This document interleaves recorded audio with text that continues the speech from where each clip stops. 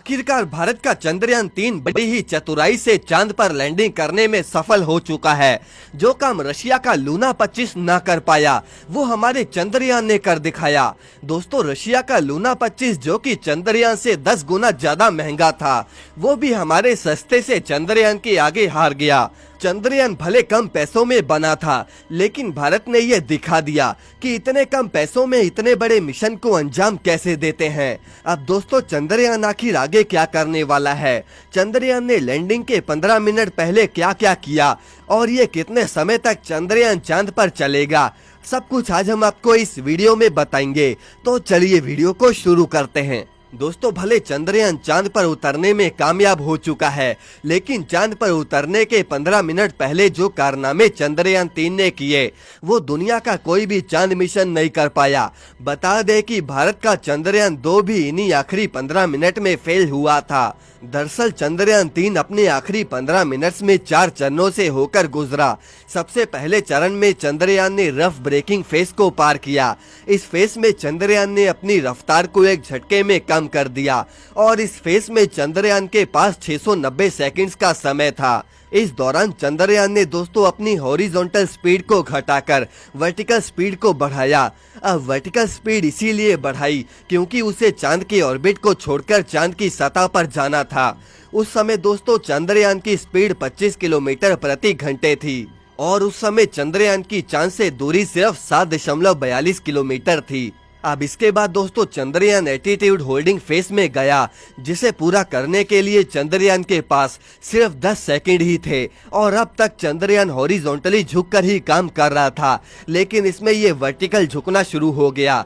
अब दोनों फेज पूरे होने के बाद ही सबसे अहम फेज शुरू हुआ, जिसका नाम था फाइन ब्रेकिंग फेज। इस फेज में चंद्रयान को अपनी स्पीड घटाने के साथ साथ लैंडिंग के लिए सही पोजीशन में भी आना था। इस फेज को पूरा करने के लिए चंद्रयान को 175 सेकंड्स मिले थे। इसमें चंद्रयान पहले तो अपनी हॉरिजॉन्टल स्पीड को 0 पर लेकर आया, दूसरा उसने अपनी वर्टिकल स्पीड को भी 59 मीटर प्रति सेकंड से 0 पर कर दिया और तीसरे में उसने अपनी पोजीशन लैंडिंग के लिए तैयार कर ली। यानी कि इस पोजीशन में चंद्रयान पूरी तरह से वर्टिकल पोजीशन में आ गया और उसके पैर नीचे की तरफ थे। तीसरे फेस में उसकी चांद से दूरी सिर्फ 800 से 133 मीटर ही बची थी और फाइन ब्रेकिंग फेस के बाद चंद्रयान की रफ्तार 0 हो गई और लैंडर में लगे थ्रस्टर्स उसे आगे की गतिविधियों के लिए पावर देने लग गए। बता दें कि 2019 में भेजा गया चंद्रयान-2 फाइन ब्रेकिंग फेस में ही लड़खड़ाया था, जिसकी वजह से उसकी क्रैश लैंडिंग हुई।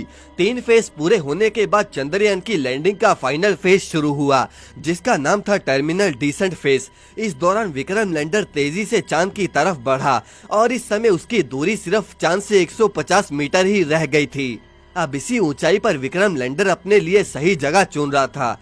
इस फेस में सबसे अहम रोल चंद्रयान में लगे LHDA यानी कि लैंडर हजार्ड डिटेक्शन अवॉइडेंस कैमरे का था। ये कैमरा दोस्तों चांद की तस्वीरें खींचकर लैंडर में मौजूद प्रोसेसर तक पहुंचा रहा था और साथ ही में विक्रम लैंडर के जो सेंसर थे वो भी चांद की जानकारी को प्रोसेसर तक पहुंचा रहे थे और इसी जानकारी से ये प्रोसेसर ने डिसाइड किया कि लैंडिंग के लिए ये जगह सही है भी या नहीं।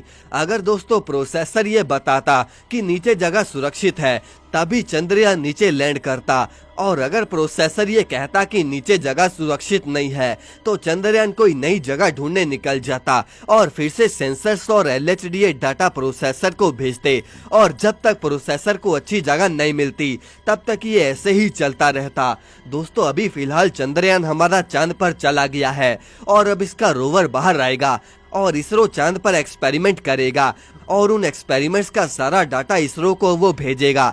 दोस्तों, आगे की वीडियोस में हम आपको चंद्रयान द्वारा भेजी गई तस्वीरें और वीडियोस को भी दिखाने वाले हैं।